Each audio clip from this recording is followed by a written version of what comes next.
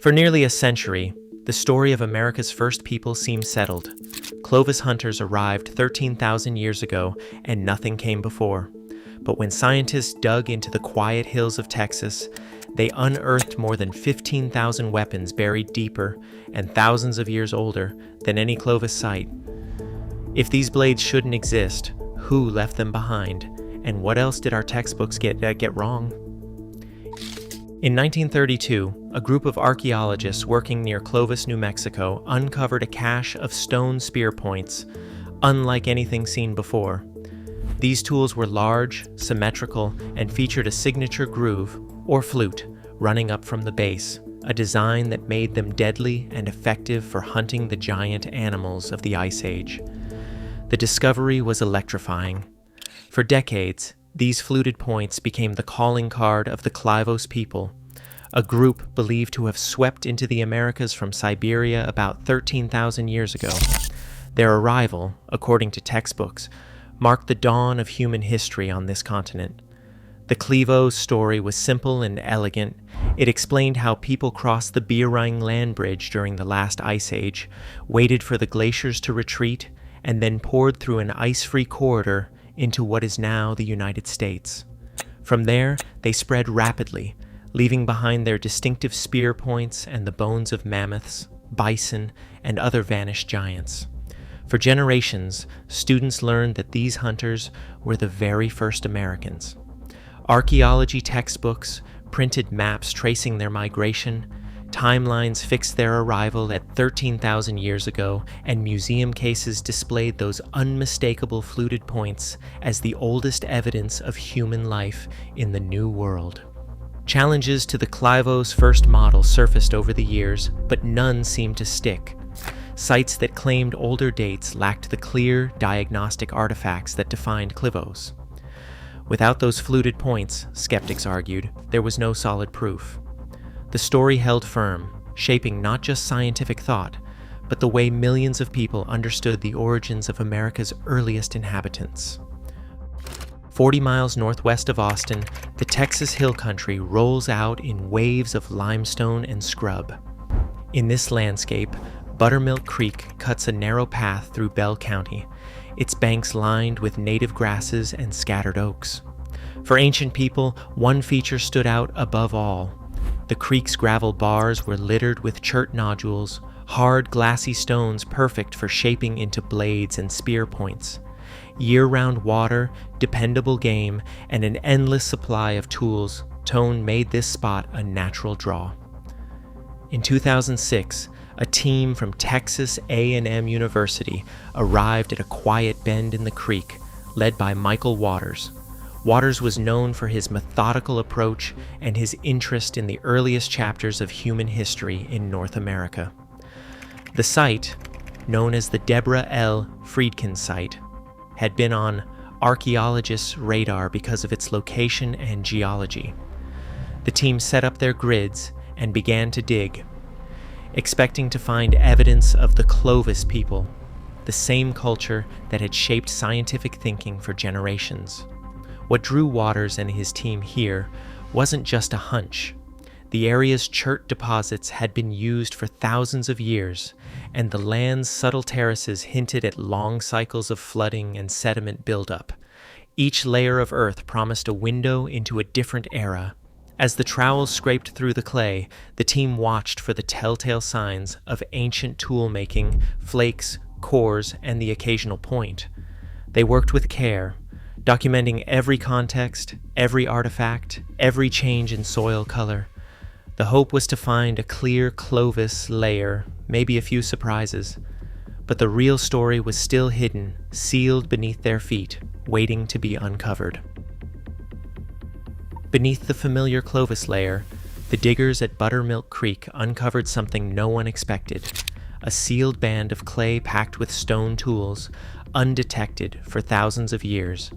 As the soil gave way, the numbers kept climbing. 15,528 artifacts, all from a horizon deeper than anything Clovis. These weren't just random flakes or broken rocks. The collection included slim, stemmed spear points, 12 in total, along with blades, scrapers, choppers, and the debris of ancient toolmaking. The spear points stood out. Unlike the fluted Clovis points, these were narrower, with stems designed for hafting onto shafts, and they carried the unmistakable marks of skilled hands. Prove their age, the team turned to optically stimulated luminescence dating. This method measures the last time sediment grains were exposed to sunlight, locking in a timestamp for the burial of each layer. 19 separate OSL dates from the artifact bearing sediments bracketed the tools between 13,200 and 15,500 years old. These ages are not estimates. They are anchored by the physics of trapped light in quartz and confirmed by multiple protocols. The artifacts sat undisturbed, protected by floodplain clays, with the younger Clovis layer resting directly above. The evidence was undeniable. People made and left these weapons in Texas 2,000 years before the Clovis hunters ever arrived. 15,528 artifacts, all sealed in a single ancient layer, tell a story of persistence along Buttermilk Creek. This was not the debris of a single hunt or a fleeting stopover.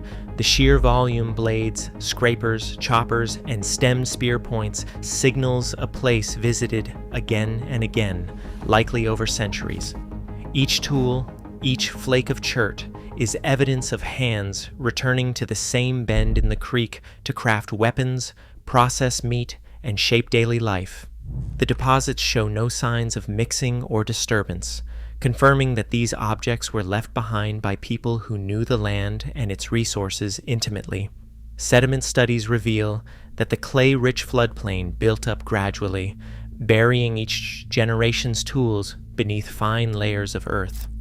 Patterns in the artifact spread suggest distinct episodes of tool-making, clusters that hint at families or bands gathering seasonally, drawn by water, game, and the promise of fresh chert. This was a favored spot, not a forgotten camp. In scale and integrity, the Buttermilk Creek complex stands alone among pre-Clovis sites. It holds the largest cache of ancient tools yet found in North America, a silent record of people who made this corner of Texas their home long before the Clovis hunters ever set foot on the continent. Glaciers once covered much of North America, sealing off the interior with walls of ice nearly 2 miles thick. For decades, scientists believed the only way into the continent was through a narrow gap, the so-called ice-free corridor, after the glaciers began to melt around 13,000 years ago. But the dates from Buttermilk Creek don't fit that timeline. The oldest tools there are at least 15,500 years old, predating any possible opening in the corridor by more than 2,000 years. If people were living in Texas before the corridor existed, they must have arrived by another route. Attention turned to the Pacific coast. Along the western edge of the continent, a rich marine environment known as the Kelp Highway offered food and shelter to travelers by boat. Archaeological sites like Monte Verde in Chile, Paisley Caves in Oregon, and Page Ladson in Florida each hold evidence of human presence older than Clovis. Together, these sites suggest a new story, one where the first Americans moved along the coast, not through the heart of the continent, reaching far beyond what old maps ever imagined. No names, no faces, no stories passed down, just the silent record of stone.